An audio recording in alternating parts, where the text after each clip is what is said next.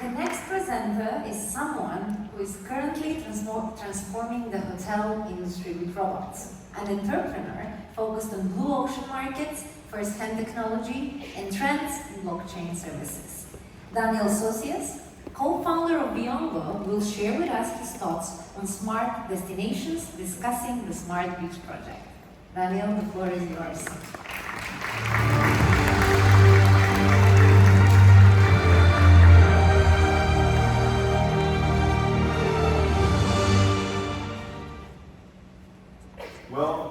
Thank you so much, thanks Sami for the presentation. As you might see, I'm a bit outdated on the way I'm from my uniform, right? I see everybody wearing more techy than I do. And well, what I want to explain a bit on what we are actually doing is we're focusing in major markets that are transforming the way we can operate inside public and private areas, right? In all the concept that we own is we work mainly in the telecom operations and rather on the smart beach concepts. We've been nominated to many projects as well as competing with KT Telecom, and as well that's really remarkable because we're a small company. We don't have all the infrastructure departments, R+D, innovation, and budget that they have. But as well, we have two things that is really important to us. We have something that is blood, and we have a lot of emotion and enthusiasm on everything that relates into transforming a project, a concept, or anything that relates into it. Therefore, explaining a bit about what is Wiongo Robotics. Well, we've been a part of being innovative and everything. We also contribute on all the concepts about what is determining what is a smart beach concept. We've been the first company in Spain, in Europe actually, to do this concept on our home basis, Palma, and we try to develop all this inside of the Spain, mainly on focusing on the touristic, most touristic places, right? What I need to explain from here? Well, basically, what I need to show you, okay, well, that's what I mentioned to you, that we've been competing with KT Telecom, City of London, and everything related to it, been nominated with the WBA Industries Awards. But the most important thing is that what we're trying to focus on here, at the end what we're trying to focus is to try to have the force, or let's say like the practice of the public, and combine it with the private. Well, if you think about it, well, smart beach concepts must require a lot of hardware, a lot of cost, a lot of technical issues, everything, right?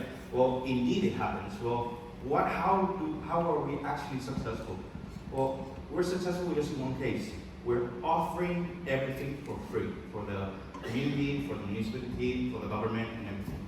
In exchange of that, we can actually support everything that relates to the marketing area perspective.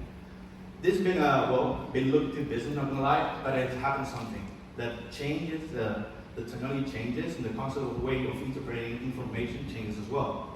We started this project in 2014, and we have developed in almost until 2024. But with the commencement of the COVID and other impacts on the European Union as the convention of open roaming, well, we've seen that our increasement of exponential usage has essentially decreased the momentum of the service, right? But how can we actually change this, right? So at the end, the smart beach concept is going to stay, and it's going to be developing. But we have two major issues here. Well, the first one is that actually governments, public entities are not efficient. The only way they are efficient is by collecting the taxes, and we're not going to lie about that. But the only thing that we need to implement is that how can private can collaborate with the public in order to demonstrate or exploit those data, right? At the end, we're not talking about how can we change a person or municipality. No, we're changing how the government can actually regulate this data with no cost. That's the most important thing, with no cost, and then also have us a bit of profit on the market, right?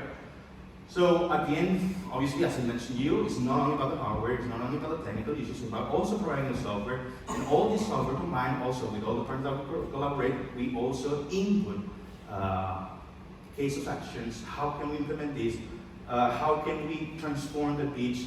There's many utilities that we can actually do, and with this information, indeed, we can not input, but like change the perception of how people can stay at one place. Because at the end, smart beach concept is not just about providing data and collaboration between private and public, but indeed in transforming our way the user is let's say, the touristic guy or the tourist, change the way it can interact with the state, right? So basically, at the end, apart from all the hardware, we provide the Wi-Fi, the connectivity, the hardware on the sensors, the IoT, everything. Because at the end, what we're trying to do here is not only provide a whole service, but also sandboxes. Let's say, when we try to focus on one, let's say in Palma, this is the one that we have money sent. In Palma, we're trying to implement new concepts. And what I mean by new concepts is by the viability. At the end, as I mentioned the market changes, the concept changes, and at the end, what it used to be something really reliable on getting the data and the information from the phone, it actually gets obsolete because the way it changes the path of the business, right? At the end, what we're trying to do is doing stations, let's say, that are aware the consumers, aware the tourists, and also has an impact on how can we actually improve the way local businesses interact with them, right? Because at the end, what we're doing is that, let's say here in Malaga, and let's put an example. In the Malaga situation, we can have all the paseo, and on all this space, we can actually interact with the user. And how can we do that? Well, if we have the ability of implement the LED screens and all the sensors that we can gather, then we can actually guide the consumer, let's say the touristic guide, to where you want to go. Let's say the places that are more hot are too occupied, and then you can relocate them by saying, well, there's a 30 minutes line, etc., etc., etc. Well, actually, when you think about, well, what's the concept behind the Wiongo Robotics, right? Well, Wiongo Robotics comes from Wiongo. Wiongo is, as I mentioned, is everything related to what is creating a smart beach project. As time evolves, we're looking and we're getting into what is the robotics inside.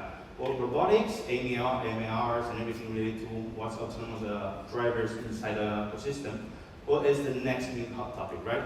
At the end, we see many regulations in Europe, but we can see that in other countries, in Singapore, Tokyo, or China itself, they're exploring and exploiting this type of services, right? So basically, what's going to happen in the future? Well, we focus on two major lines. We focus on the hospitality sector, because as we are from Mallorca, we have 2,000 hotels, and the per capita is way bigger. The hotel per capita is way bigger than Miami and everything related to it, so the big market share is in there, right? So we focus on everything that relates into intralogistics in the hospitality sector. And then we want to focus also in everything that is about communicating or providing new services with robotics to the public. Therefore, the concept itself, okay, is not just about changing the way we work. Now, the concept itself is that how can we have the support from the public, let's say not the public, the public investment, to collaborate and provide better services to what's the citizen, right? So it's not just about innovation, but what is behind innovation. Why is it that the public institutions are not effective? It's because it's behind the concept of like the processes, how do we actually understand things, and basically how do we actually operate, no? Because at the end, when you try to speak with the public institutions, it's not about, oh, this is amazing, this is such an innovation product, I like to do such. No, when you happen to talk to them, it's about, no, we need to do this, and the legal team needs to check on that. This must be done with a public license. Look, what we're trying to do here is trying to implement something that is innovative. We need to make the public institutions to listen and make them conscious that it's not just about regulation, but also about providing new things. If you can do a sandbox, a test, a demo, something that relates into it, well, then why don't you do it, right?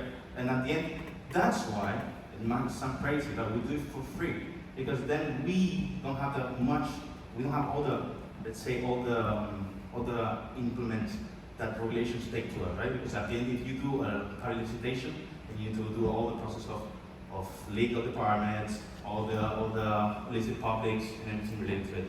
So at the end, I think it's a must that we evolve in that way. Obviously, as we're in the ATEC Summit, all the related data that we currently get from, not only from because again, we have many partners, let's say one that will be Tisco, one called the NDA program. All these are actually a platform that currently use AI in order to analyze the data, to give you an example, let me see in here, well, not in this one, but we could figure how many times a guide, like a person, has been in one spot and has moved to another spot. So let's say if we have an interconnectivity of between places, let's say Malaga, and then Ronda, and then we have Marbella, and we are the provider of such, we can actually know that Pepe, let's say Pepe has been in Marbella 3 times, has been two times in Malaga, and has been 1 time in Ronda. And we can actually track how many times, how they interact with the system itself. Obviously, as time can evolve and more processes can be involved in it, there are many things that can implement in such. So, as tracking, the vision, everything related to it. And what we need to get in focus on the side of robotics is that robotics itself is just a market emerging as AI. And robotics itself right now, the cost of implementing such is really difficult. It's not only about the technology, but about how the people actually proceed to interact with it, right? Because actually, if I put a robot here, I mean, everyone would be amazed about seeing it, but how many of you will actually interact correctly with it? But at the end, as I mentioned, AI is exponential, robotics are exponential, but what is not exponential is the way we think, the way we operate, the way we actually use things. Because at the end, I've been around on the most, let's say, technological university in Spain, that is La Salle, and they're really technological, but some utilities that might seem, wow, how are you not using this? They're not using it. And why? Because the concept behind, the base behind, is that humans takes time to adopt new things. And that's normal. But as humans also, we are really creative and we like to test things out. And I think I'm not leaving anything out. If you have any more questions, I think I might be around it. I might be a bit over the time. Well, and oh, yeah, that's all.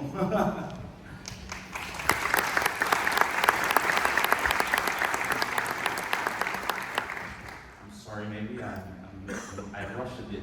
Is it? Okay.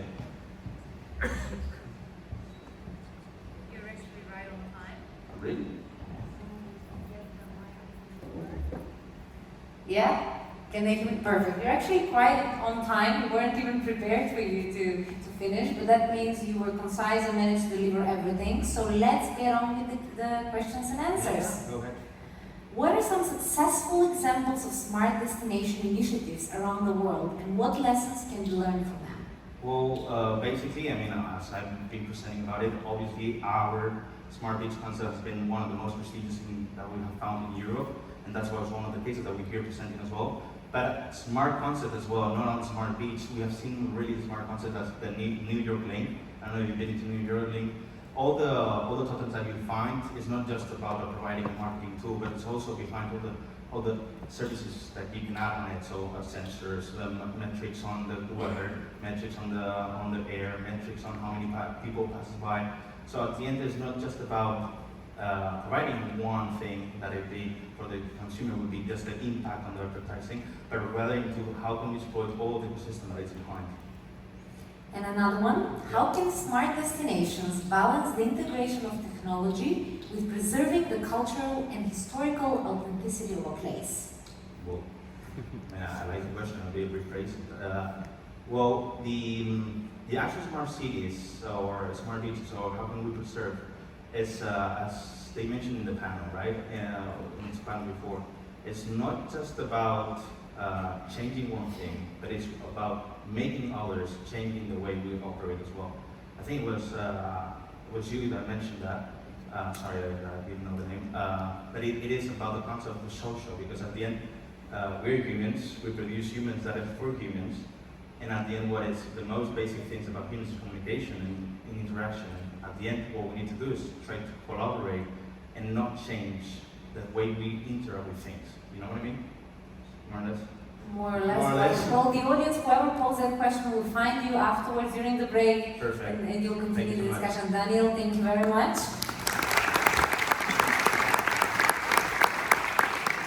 And finally, the last presentation before the lunch break. And this slot is reserved for